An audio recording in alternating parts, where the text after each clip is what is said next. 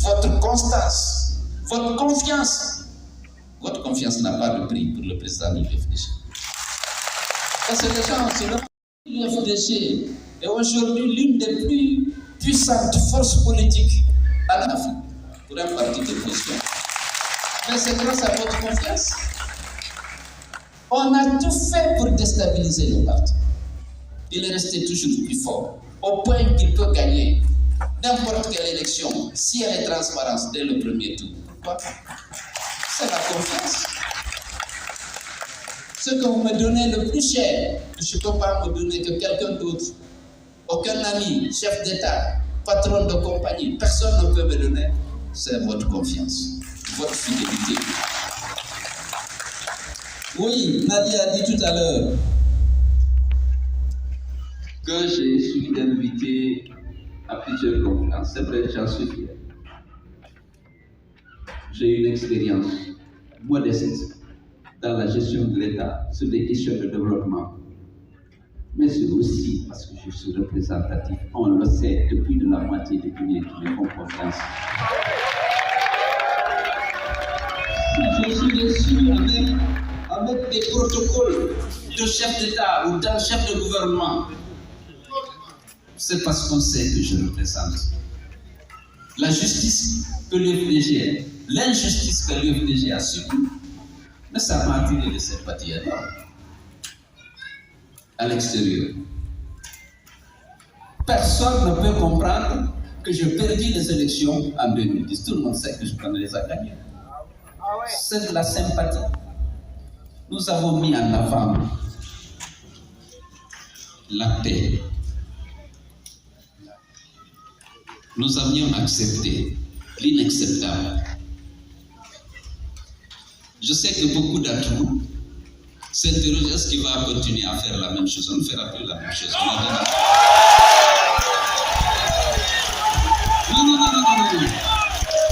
Non, je sais.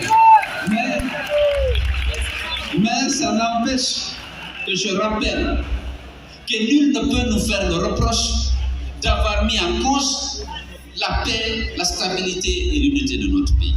Nous avons fait tous les sacrifices pour que la Guinée vive en paix, pour que l'unité nationale soit sauvegardée, pour que la paix soit préservée. Nous avons contribué à l'émergence d'une démocratie respectueuse des droits humains et des libertés fondamentales. Nous avons tout fait. Maintenant, nous ne pouvons pas être des naïfs. Ici, vous le savez, à l'avènement de la junte, nous avons soutenu pour des raisons sur lesquelles je ne vais pas revenir parce que mes alliés nouveaux, que sont les responsables des RPG, sont là. Je sais que cette alliance, pour exiger, nous avons des revendications communes pour le RPG. Jusqu'à preuve du contraire, on veut qu'il y ait un dialogue serein, constructif avec la junte pour qu'on définisse de manière consensuelle les conditions à réunir pour le retour à l'ordre constitutionnel. Nous voulons que l'ordre constitutionnel soit diligenté parce que le régime d'exception, dans les conditions normales, nous sommes suspendus de l'AGOA, de la CEDEAO, de l'Union africaine. Nous voulons un dialogue. Nous exigeons un dialogue. Nous exigeons qu'on arrête les poursuites fantaisistes contre les leaders politiques et les acteurs de la société. Nous partageons ça avec le RPG et nous tenons à mener ce combat ensemble. Mais demain, lorsque ces conditions réunies, ce sera notre adversaire, mais dans une démocratie apaisée. Parce qu'on va solliciter tous le vote des électeurs. Mais en attendant, le respect des règles de la démocratie et l'organisation des élections libres, inclusives et transparentes sont presque compromises. Nous voulons que ces conditions d'une élection transparente, inclusive, pour permettre aux Guinéens de choisir leurs dirigeants, soit rétablie. Si le RPG, comme le RPG, et l'UFDG, et l'ANAD, tous ceux qui veulent ça, société civile, on dit bon, ok. Selon l'UFDG et l'ANAD, on n'a pas peur d'élection. C'est ce que nous demandons.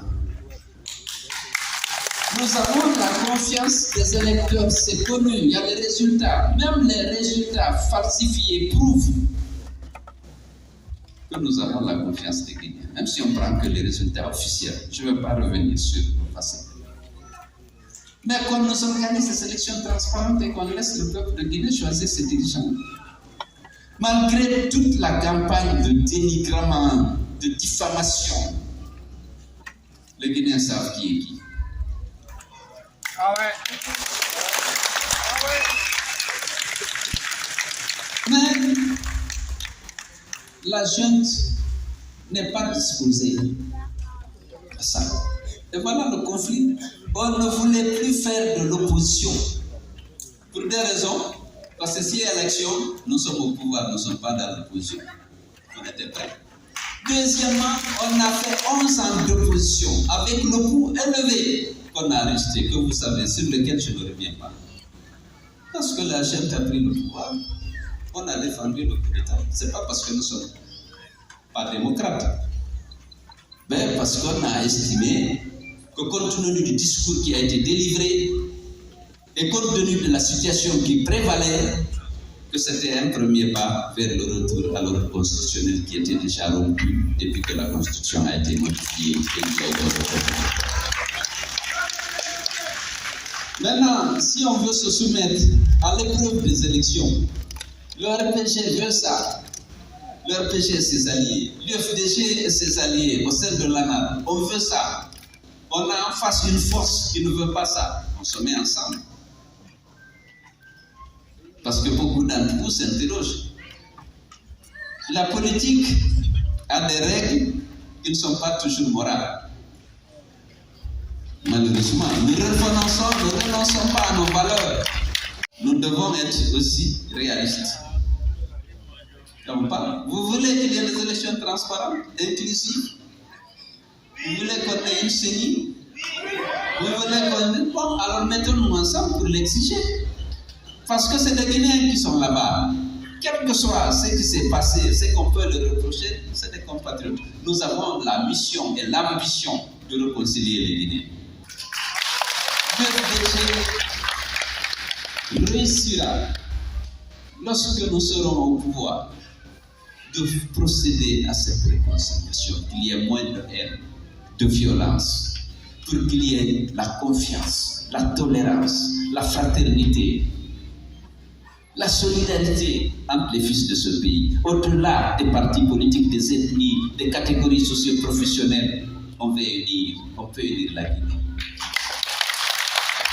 Cette division actuelle est artificielle. Elle n'est le fait que d'extrémistes de tous les bords. Peut-être il y en a dans des groupes auxquels on appartient. Mais nous devons mettre les extrémistes de côté pour réconcilier les Guinéens, garantir l'égalité des droits et des chances à tous. Arrêter la discrimination. Ça, c'est possible et c'est notre ambition. Nous restons constants et c'est pourquoi je suis convaincu que cette bataille qui effraie beaucoup de monde, nous allons la gagner. Et c'est la Guinée qui aura gagné. C'est la Guinée qui va gagner. Mais nous sommes 15 millions d'habitants. Nous sommes assis sur des trésors immenses. Aujourd'hui, le marché mondial a besoin de nos mines. Ce qui donne un peu de force d'ailleurs à la junte. Parce qu'elle est courtisée à cause des matières premières. Le marché mondial a besoin de faire du Simandou, du Nemba. On a besoin de la bauxite, de Bokeh, de Gawal et de Télémélé. L'économie mondiale, pour fonctionner correctement, a besoin de ces ressources. Et il se trouve que ceux qui donnent les licences d'exploitation, c'est aujourd'hui la junte. Elle est courtisée. Et avec tous ces atouts, vraiment, si on a des dirigeants qui ont la vision, des dirigeants qui ont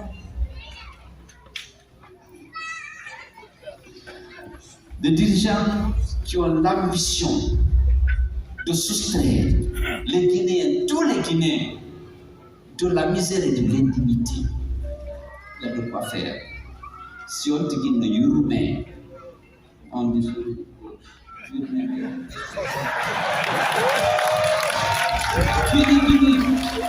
Si vous avez le Guinée.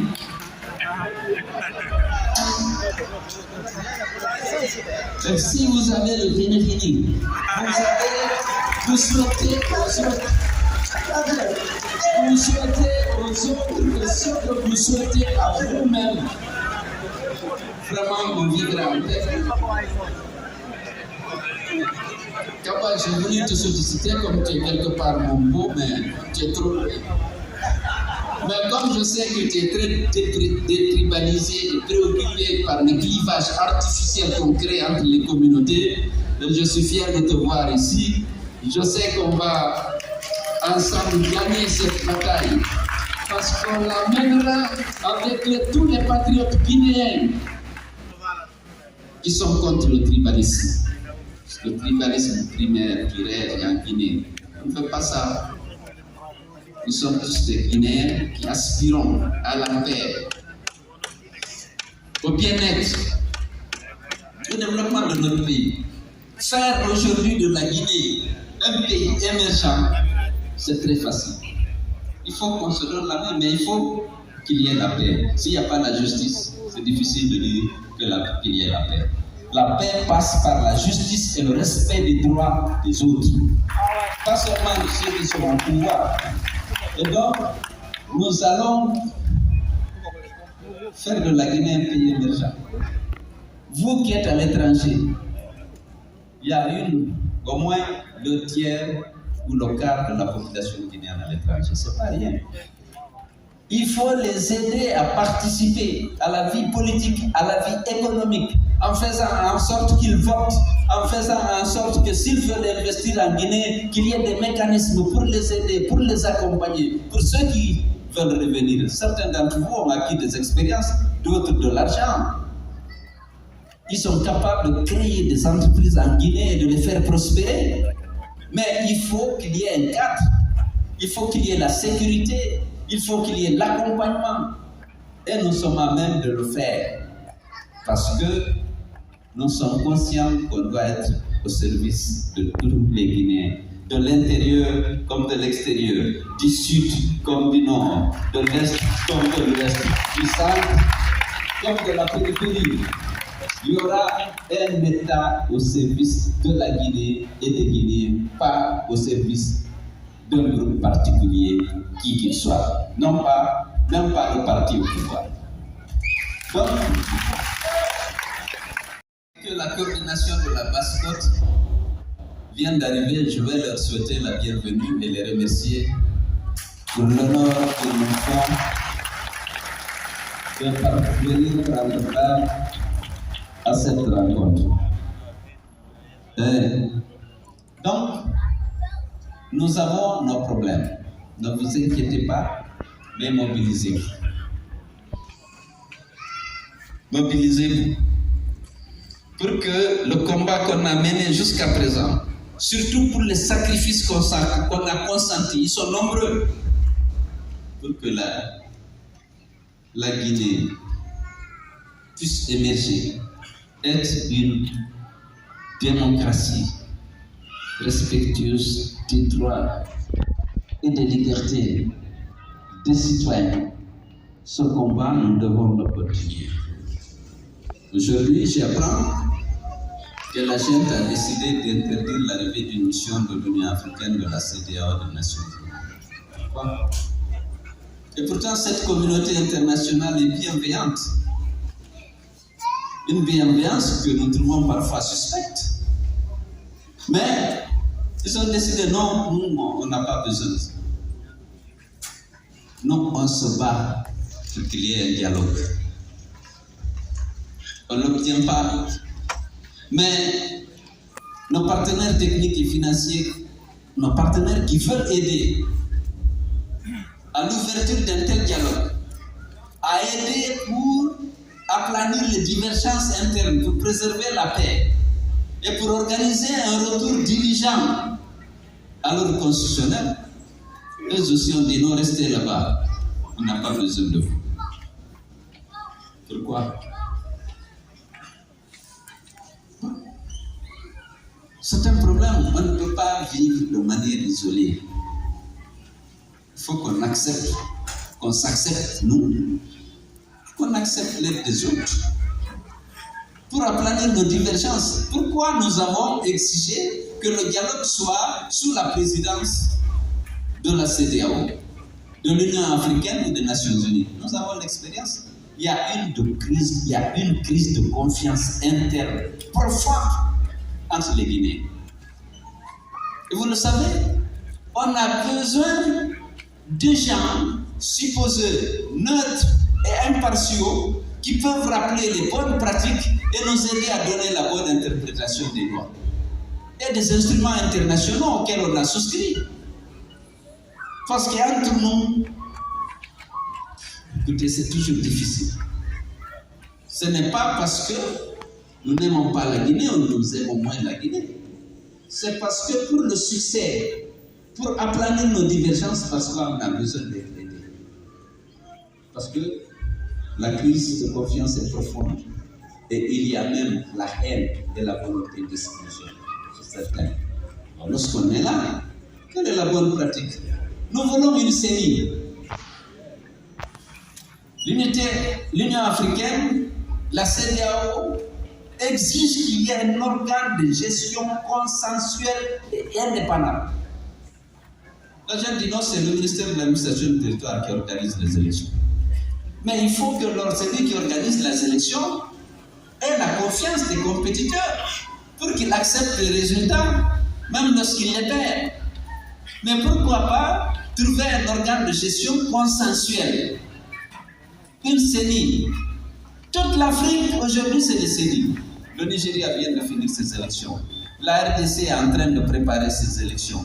Le Kenya a organisé ses élections. Il faut une CENI consensuelle. Ils disent non, nous, on ne veut pas de CENI. Le ministre de l'administration du territoire va organiser. Voilà des conflits des conflits qu'on a. Maintenant, lorsqu'on va avec les partis, tous les partis, comme ils ont réussi, je ne vais pas dire comment, à mettre la majorité des partis politiques de leur côté, on dit alors passons, on vote. Et on ne vote pas ça. On sait, nous avons des engagements internationaux qui disent il faut une CENI consensuelle. Discutons comment mettre en place la CENI. On avait une CENI. Comment? On dit le fichier qui est là est consensuel. Il a été complètement assaini. Ne demandez pas le recensement général de la population pour avoir un fichier électoral ou bien un recensement administratif à caractère d'état civil. Faisons une révision classique du fichier. C'est simple, nous sommes d'accord. Le RPG est d'accord, l'UFR est d'accord, l'ANAD est d'accord. Les autres partis qui vont aux élections sont d'accord que le fichier est actuellement bon. Révisons-le. Recensons ceux qui n'y sont pas parce qu'ils ont atteint 18 ans ou parce qu'ils n'avaient pas pu se faire recenser la dernière fois. Constatons ceux qui ont changé de circonscription. Celui qui votait à Daramagnac et qui se trouve aujourd'hui à Bruxelles, on le transfère à Bruxelles pour qu'il puisse voter. Il suffit qu'il présente sa ancienne carte. Et constatons que certains sont morts et puis on les règle. Mais c'est simple. Le Nigeria, c'est 220 millions d'habitants. À près de 95 millions d'électeurs. Ils ont fait une révision classique. La RDC, avec tout son étendue, est en train de faire sa révision de la liste électorale. C'est la même chose, même s'il y a toujours des contestations. La Côte d'Ivoire est en train de faire son 30 millions de personnes, 25 millions de personnes, sont en train de faire la révision. Non, en Guinée, non. Il faut un recensement général de la population. Pourquoi? Tous les autres font la même chose. On peut faire le recensement général de la population tous les 10 ans. C'est recommandé par les Nations unies. Mais lorsqu'on veut sortir d'un régime d'exception, évidemment, faisons une révision. Mais on dit non, que ces gens-là ils sont pressés de prendre le pouvoir. Nous, on doit nettoyer, on doit assainir, on va faire la refondation, faire ceci et cela. Alors qu'on n'a pas besoin pour aller. Il y a certaines réformes qui peuvent les attacher. Parce qu'ils ont la légitimité de le faire. Oh non, ils veulent nous contester la légitimité. Il faut une légitimité. La force ne donne pas légitimité, c'est les Guinéens qui donnent la légitimité en votant pour le Parlement, pour le président, pour les conseils communaux et tout ça. Donc, ce que je puis demander aux militants de l'UFDG, restons mobilisés. Le combat va être dur, mais on ne peut pas renoncer. C'est pour la Guinée que nous le faisons. On ne le fait pas pour un pays, on ne le fait pas pour celui. Il faut que notre pays soit un pays normal, où règne la sécurité pour tous, que chaque citoyen puisse exercer pleinement tous ses droits prévus par la Constitution et les lois de la République. C'est notre salut. Sinon, le pays est en train de s'enfoncer. Alors,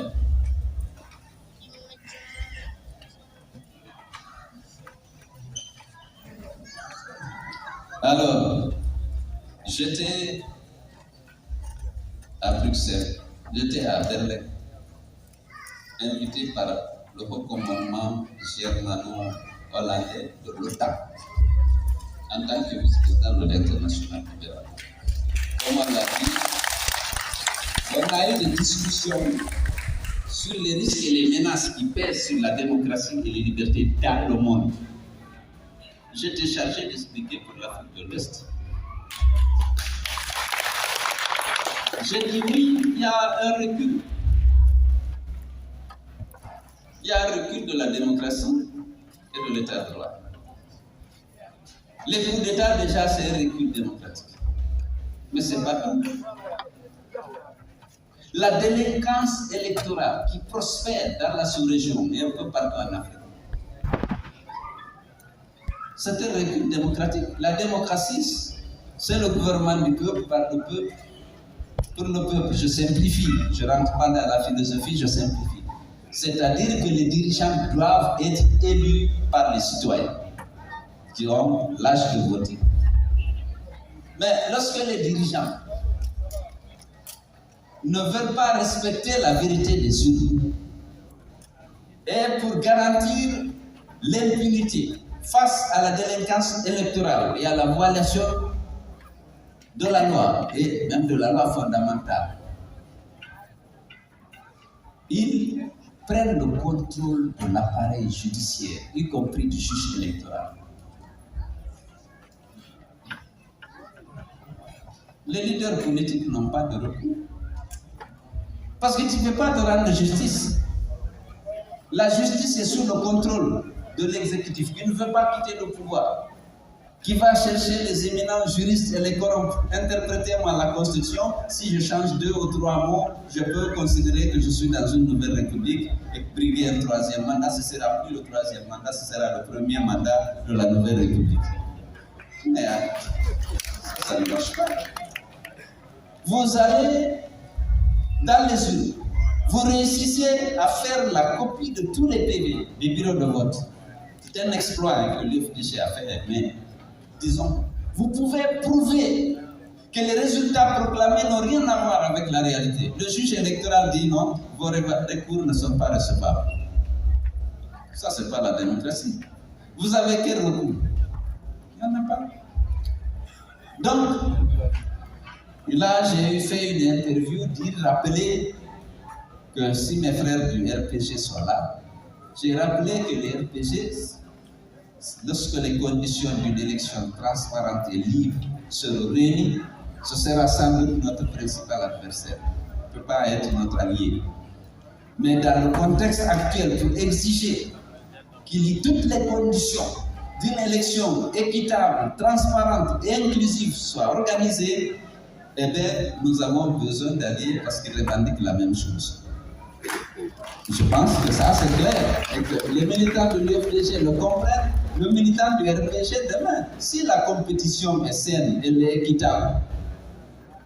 Je suis candidat, le RPG a un candidat, mais on va solliciter l'arbitrage des citoyens. Ça, c'est simple, ça. On n'est pas normalement des adversaires. J'ai dit que je vais promouvoir la tolérance, la fraternité entre tous les fils du pays.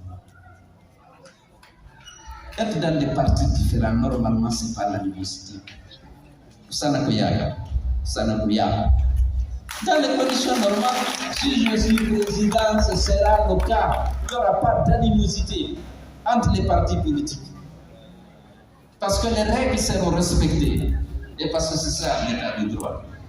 Mais lorsque les règles ne sont pas respectées, nationalement, les conditions de la violence, de la remise en cause perpétuelle de la paix.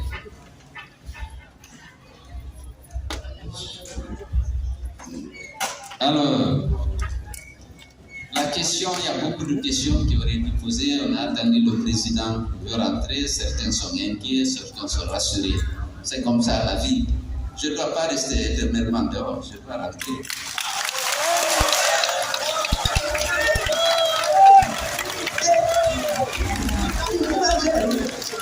Je dois rentrer dans mon pays. D'abord parce que je n'ai rien fait qui puisse justifier que je fuis. Je vais m'organiser pour rentrer et le moment venu, vous serez informés. Parce que le moment viendra, je ne peux pas vous donner une date maintenant, mais c'est sûr que je dois rentrer dans mon pays.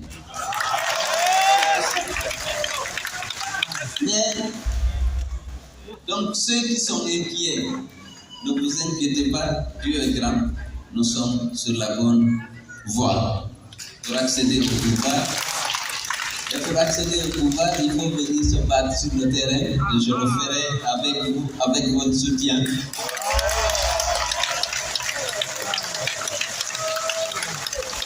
Mais je dis restez mobilisés. Il y a des gens qui ne veulent pas qu'il y ait une démocratie. Il y a des gens qui sont déterminés à ne pas respecter la vérité des urnes et à ne pas rendre au peuple le droit de choisir ses dirigeants. On ne voulait pas être dans l'opposition, mais si les gens continuent d'avoir cette voie, naturellement, on les affrontera en face. Non, il est hors de question qu'on se soumette à la dictature, à la violation de nos droits en permanence. On est arrivé à un moment, il faut savoir qu'on doit avancer, quels que soient les obstacles. Et pour ça, il faut avoir l'esprit de sacrifice. Soyez convaincus que votre président en a. Je vous remercie. Bonsoir la Belgique. Bonsoir la Guinée.